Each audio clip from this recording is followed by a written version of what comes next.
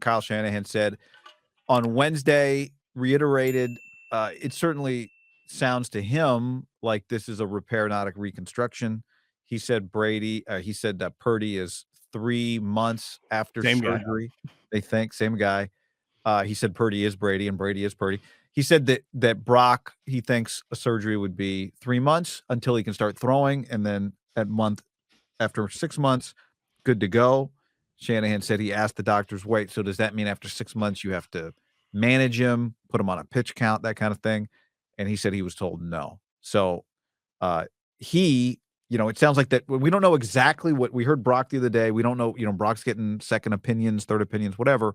We don't know exactly what Brock is going to do, but it certainly seems like the Niners have reached their conclusion, which is he should get a surgery and that surgery would have him back with plenty of time to be ready for the season. I think it's pretty easy to take an educated guess on this one and go, well, why wouldn't Purdy just immediately go under the knife and just get it taken care of if that's the prognosis and that's the outcome? And you go, well, one, Brock Purdy had a front row seat of seeing just madness happen, right? When he showed up to OTAs, the starting quarterback, he'd be like, yeah, they just traded 3 first-round picks for him. This guy's the starter. It's a lock. And then it get weird very, very fast by the time the middle of training camp. And then Jimmy Garoppolo come back, and that guy basically get Wally Pitt pretty immediately. And you just, obviously, the guy played football. His dad was a former pro athlete. Like, if you follow football long enough, and if you play at the level, I would argue just once he gets to Iowa State, it's a pretty cutthroat sport where guys get hurt, guys get replaced. How many guys, before he even got to the league, did he just see at Iowa State? Like, this guy, one of the better recruits, breaks a leg, never plays again. Like, there's a cutthroat nature to a bunch of quarterbacks in his class, right, that he never heard from again. For sure. You just think about, like, Peyton Manning was Peyton Manning. Then his neck went weird, and then the Colts cut him. The Patriots said, Tom Brady, yeah, we're good with going our separate ways. I mean, these are the best 2 quarterbacks of Brock Purdy's life. He's sitting there right now like, the Packers are going to trade Aaron Rodgers? Like, it's the league. He watched Jimmy Garoppolo play in the Super Bowl, and then when Brock showed up to practice, Jimmy was banished behind the bleachers. Like, he's like, that's Jimmy Garoppolo? I do understand if you're him and you've been durable your whole life. One, an injury it's a weird position to be in, right? You're just not used to going through it. And 2, like, are we sure that I have to get surgery and be out 6 months? Yeah. Because if this is just, I can take a month off and I'm good, I will be the starting quarterback the first time we ever walk on the grass as a team. I'm the starting quarterback. Trade us get any first team snaps, any chance to take his job back.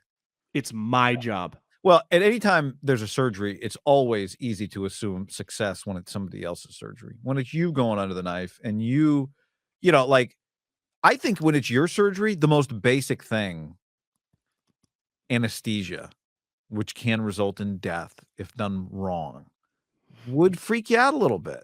And no one else, now it may be that it's local anesthesia. I don't know what they do for this. I'm not sure that they put you under. Does it happen a lot? Anesthesiologists make a lot of money because that is a very fine balance when they put you full anesthesia, not local anesthesia, right? Not when they just numb your elbow, which I don't know somebody in the chat knows how they do Tommy John. They may not need to put you under for that. So it's not a perfect example, but like, that's the thing. When it's somebody else's surgery, like, good luck. But then the anesthesiologist comes in and explains to you, like, okay, here are the risks. You going to sign off on the piece of paper? So to your point, like, it's his elbow they're cutting open. People have nicked the wrong nerve before and caused, when they say 99 times out of 100, this is awesome. You're like, well, 1 time out of 100, somebody loses their ability to be an NFL quarterback. Is that possible? Like, well, we've only done this internal brace for Mullins. It's only happened a couple of times. So, we'll see. We'll look forward to kind of following your progress, Brock. I'm with you. But it clearly the elbow's the lifeblood of the guy's future career. So I get being very, very, just very prudent with all my moves. What's the rush here? Let's just take a week or 2 to exhaust all the options. Right? Yeah.